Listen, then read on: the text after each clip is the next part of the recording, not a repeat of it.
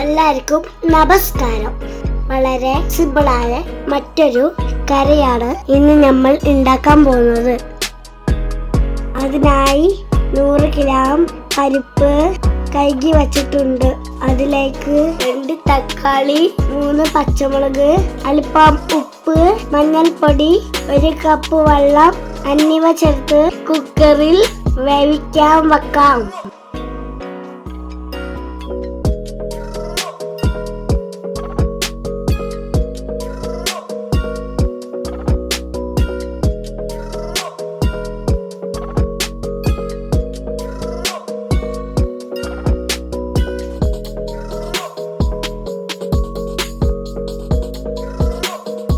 ഏകദേശം 4 വിസിൽ വരുന്നത് വരെ കുക്കർ അടിച്ചു വെച്ച് വേവിക്കണം.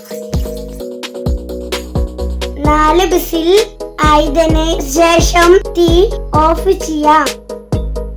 മറ്റൊരു പാത്രത്തിൽ എണ്ണ ചൂടാക്കി കടുക് പൊട്ടിച്ച് അതിന്റെ കൂടെ 5 ചെറുള്ളി ചെറുതായി അരിഞ്ഞത് ചേർത്ത് വഴഞ്ഞു വരുമ്പോ അതിലേക്ക് 5 വെളുത്തുള്ളി ചതച്ചതും ചേർത്ത് കറിവേപ്പിലയും പച്ചമുളകും ചേർത്ത് പരിപ്പ് വേവിച്ചത് അതിന്റെ കൂടെ ഒഴിച്ചു കൊടുക്കാം.